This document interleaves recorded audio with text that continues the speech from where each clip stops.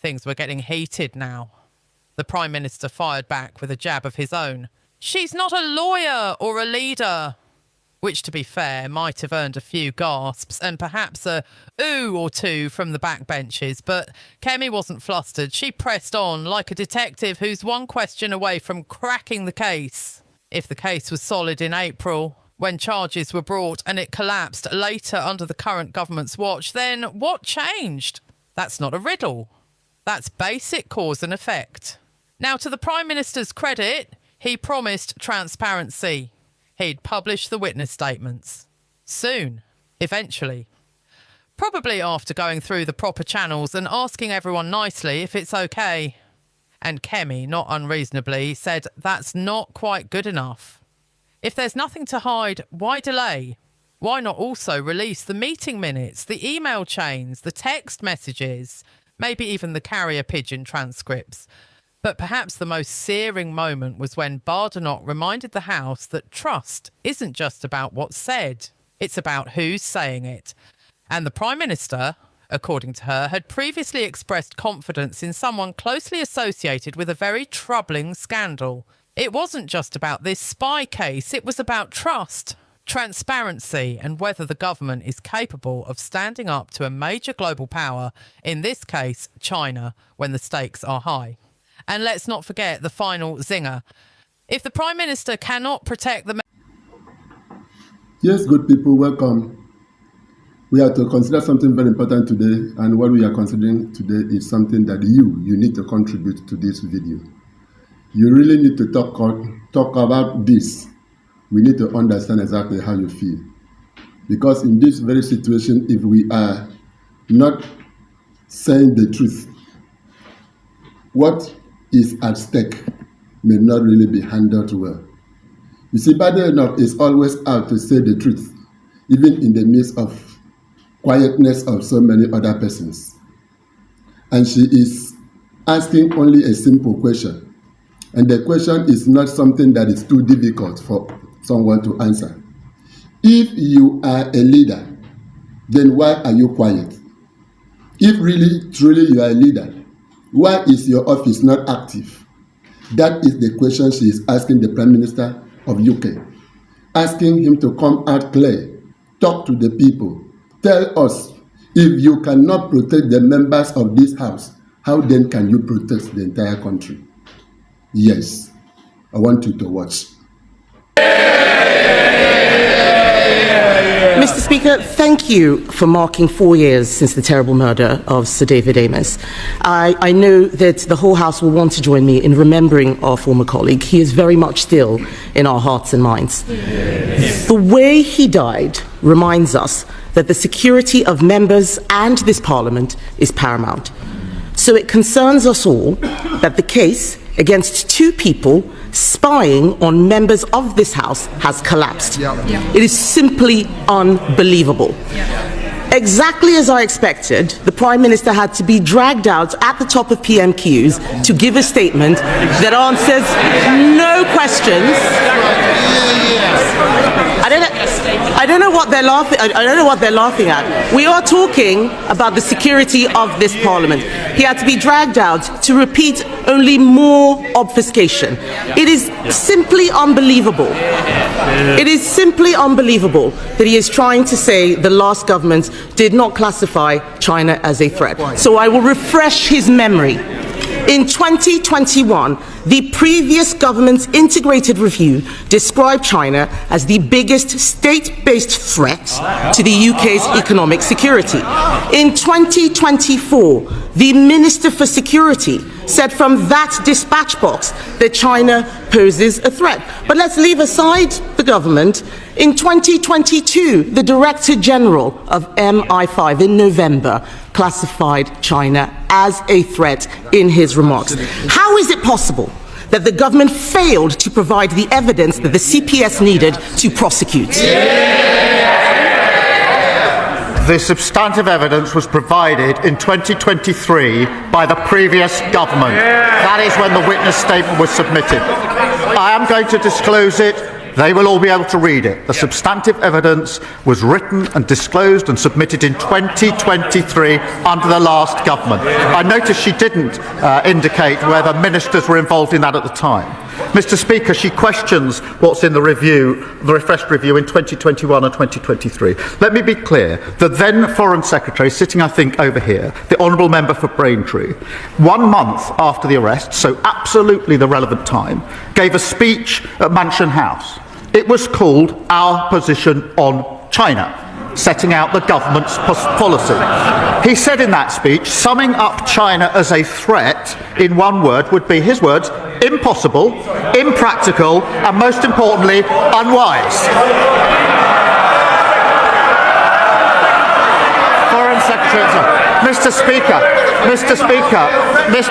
it wasn't just him.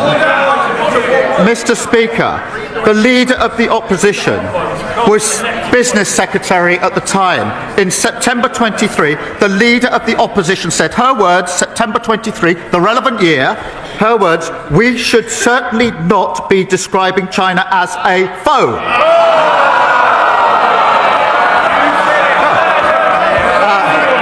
It's worth looking up the word foe in the dictionary, Mr. Speaker. She went, Mr. Speaker, it doesn't end there, Mr. Speaker. In September 2024, the leader of the opposition said this, I quote, I have shied away from calling China a threat. She is playing politics with national security. The Prime Minister can read the beginning of a quote. Let me finish that quote. At the end of that quote that he just read out, I did describe China as a threat. But this whataboutery that he is doing neglects the fact that those spies were charged under a Conservative government. They were let off under Labour. He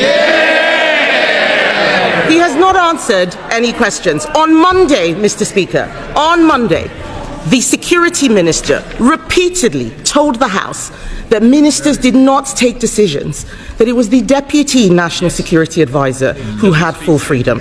Is the government seriously saying that only one man, the Deputy National Security Advisor, had anything to do with this failure? Is he seriously saying that the Deputy did not discuss with the National Security Advisor, did not discuss with the Home Secretary or with anyone in Downing Street? Is the Prime Minister seriously saying that? Yes. Mr. Speaker, let me explain why. Firstly, the case was charged under the last government according to the evidence submitted under the last government, which set out their policy decision. What was an issue in the trial is not the position of the current government, the position of the last government. And they carefully avoided describing China as an enemy because that was their policy at the time. Mr. Speaker, so far as the position under this government is concerned, no minister or special advisor was involved, and I will double check this because I've had it. I will double check this. So, Mr. Speaker, this is important. After the charging decision, the prosecution were very careful about who would then see the witness evidence. I will double check, Mr. Speaker, exactly what instruction was taken. But I can be absolutely clear, no minister was involved, no special advisor was involved in this, and I'm assured as I can be that the prosecution was saying that it would be the witnesses only that were involved in short updates, the evidence that was submitted under the last government. That's not good enough. Mr. Speaker, the end of the answer was different from the beginning of the answer. What on earth is the point of us having a lawyer rather than a leader as the Prime Minister if he can't even get the law right on a matter of national security? He keeps going to the CPS. The CPS have said that they are satisfied that they were right to charge in August 2024. The Sunday Times reported that Jonathan Powell, the Prime Minister's National Security Advisor, convened a secret meeting to discuss the security consequences of the China spy trial. Did the meeting happen, or is the Sunday Times making it up? Mr. Speaker, she's clearly not a lawyer or a leader. Mr.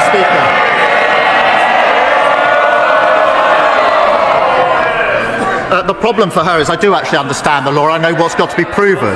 I've also looked at the evidence. I've also looked at the evidence was put in under the last government in relation to this case.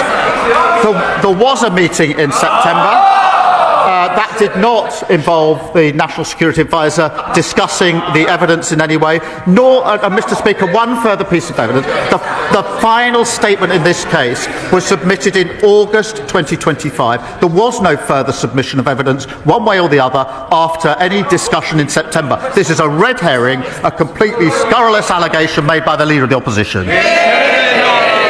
Mr. Speaker, the Prime Minister has now twice directly contradicted the words of his Security Minister. They cannot both be right. The chair of the Foreign Affairs Committee couldn't get any answers from the Security Minister.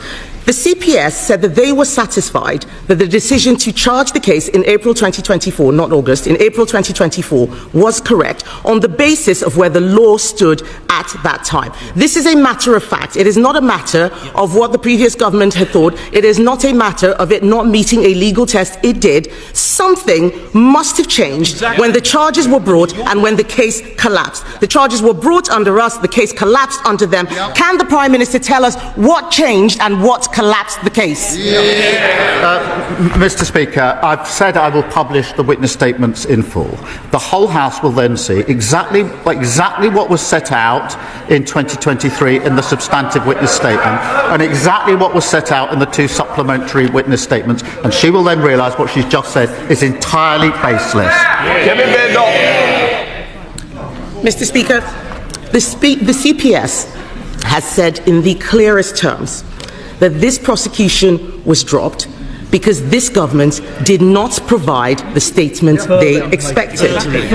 Why should we believe a man who at the last Prime Minister's questions said he had full confidence in the best friend of a convicted paedophile? Forgive us if we don't trust a word he says. This all stinks of a cover-up. Given his statement